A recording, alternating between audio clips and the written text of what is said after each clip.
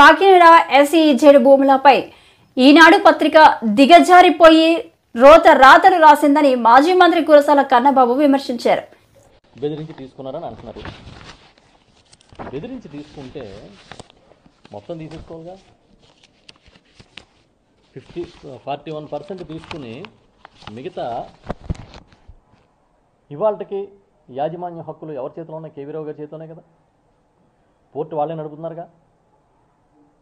పోనీ బెదిరించారు వాటాలు ఇమ్మనమని. కేంద్రంలో బీజేపీ ప్రభుత్వం ఉందిగా.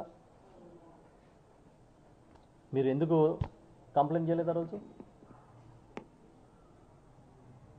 దీన్ని కొంచెం లోతుకి వెళ్దాం.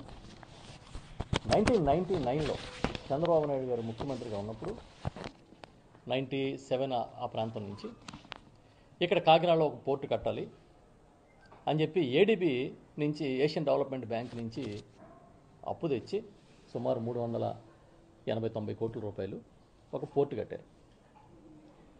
ప్రభుత్వమే కట్టింది. పూర్తిగా పెట్టుబడి రూపాయితో సహా ప్రభుత్వందే కట్టి ఆ పోర్టు కట్టినప్పటి నుంచి నిర్వహణ ఇవ్వడానికి మలేషియా, సింగపూర్ నుంచి కొన్ని కంపెనీలను తిప్పి దాంట్లో ఇక్కడ ఉన్న ఒక తెలుగుదేశం పార్టీకి మరి కావాల్సిన వాడో లేదా అక్కర్లేనివాడో నాకు తెలియదు, కానీ ఈ కేవీ రావు గారు అని ఆయన కూడా తీసుకొచ్చి పార్ట్నర్షిప్ చేసి జాయింట్ వెంచర్ చేసి ఆ కంపెనీని ఆ పోర్ట్ని 20 ఏళ్ళకి లీజుకి ఇచ్చేశారు. ఎవడైనా ఏ రాష్ట్ర ప్రభుత్వం అయినా పోర్టుని ఎందుకు నిర్వహించలేదు? పక్కనున్న యాంకరేజ్ పోర్టుని అయితే రాష్ట్ర ప్రభుత్వం నిర్వహిస్తుందంట. ఈ డీప్ వాటర్ పోర్టుని మాత్రం నిర్వహించలేదంట. అది ప్రైవేటు వాళ్ళు మాత్రం నిర్వహించగలుగుతారంట. అది కూడా అంతకుముందు పోర్టుల నిర్వహణలో ఏ అనుభవం లేని వ్యక్తి నిర్వహించగలుగుతారంట. అంతకుముందు నాకు తెలిసి కేవీ రావు గారు అని ఆయన సినిమా రంగంలో ఉన్నాడు. ఆయన నిర్వహించగలుగుతారు ఈ పోర్టుని ప్రభుత్వం నమ్మింది. ఆ రోజు చంద్రబాబు నాయుడు నమ్మారు. పక్కనున్న యాంకరేజ్ పోర్ట్ ఏమో ప్రభుత్వం చేతిలో ఉంది. డీప్ వాటర్ పోర్టును మాత్రం ఈ ప్రభుత్వం నడపలేదు కనుక వేరే ఒక కంపెనీకి, ఎలాంటి అనుభవం లేని కంపెనీకి ఇచ్చేశారు. అది కూడా ఎవరినో తీసుకొచ్చి వాళ్ళకి ఇచ్చినట్టు ఇచ్చి జాయింట్ వెంచర్ చేసి వాళ్ళని బయటికి పంపించి ఆ తర్వాత దీనికి కేటాయించారు. పనులు ఎగవేత జరిగిందని, లేకపోతే ఇంకేదో అక్కడ చాలా తప్పులు జరుగుతున్నాయని పెద్ద ఎత్తున విమర్శలు ఉన్నాయి. ఆ రోజు నుంచి ఉన్నాయి, ఈ రోజు వరకు ఉన్నాయి. ఇప్పుడు ఏం చెప్తా ఉన్నారు? పీకల మీద కత్తి పెట్టి బెదిరించి ఈ పోర్టును లాగేసుకుందాం అనే ప్రయత్నం చేశారు. పెద్ద కుట్ర జరిగింది. ఇదంతా కూడా వెనకాల ఆనాటి ముఖ్యమంత్రి జగన్మోహన్ రెడ్డి గారు ఉన్నారన్నట్టుగా ఒక కట్టు కథని ప్రచారం చేస్తున్నారు. అది శ్రీశ్రీ గారు గుర్తొస్తారు. పెట్టుబడులకి కట్టు కథలకి పుట్టిన విషపుత్రికలు అని ఈ మధ్యన అదే గుర్తొస్తుంది. ఈ మధ్యకాలంలో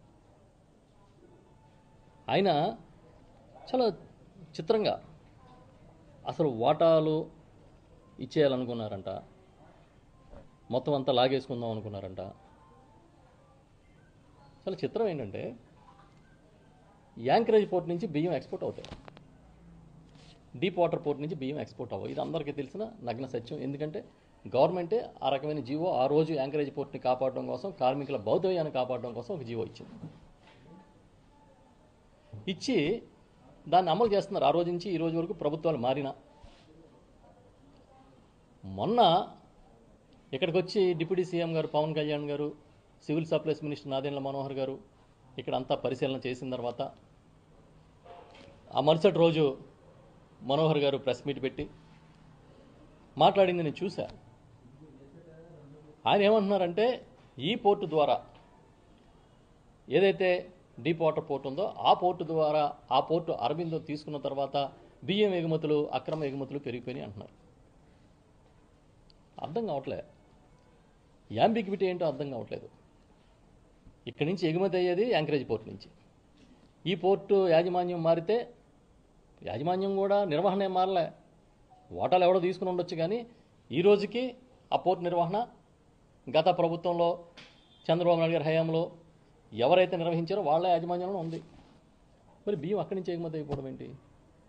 ఆ ఓటాలు మారిన తర్వాత బియ్యం ఎగుమతులు, అక్రమ ఎగుమతులు పెరిగిపోవడం ఏంటి? చిత్రంగా నిన్న మనం సోషల్ మీడియాలో ఒక వీడియో చూసా, 2018లో అనుకుంటా. అప్పటి జనసేన అధ్యక్షుడిగా ఉన్న పవన్ కళ్యాణ్ గారు మాట్లాడిన ఒక వీడియో సోషల్ మీడియాలో తిరుగుతాం. కాకినాడలోనో మరో బహిరంగ సభలోనో పవన్ కళ్యాణ్ గారు చాలా క్లియర్గా చెప్పారు, కేవీ రావు అనే ఆయన ఈ పోర్టు నడుపుతం ద్వారా ఇక్కడి నుంచి అక్రమంగా ఎగుమతులు జరుగుతున్నాయి, రేషన్ బియ్యం అంతా ఇక్కడి నుంచే జరుగుతుంది, ఇదంతా పెద్ద మాఫియా, వీళ్ళ వెనకాల ఎవడన్నా వదిలిపెట్టను అని ఆయన మాట్లాడింది నేను చూశాను వీడియో.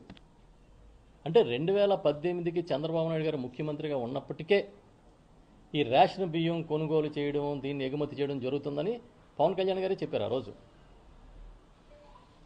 కదా. మరి 2018 నాటికి అంటే చంద్రబాబు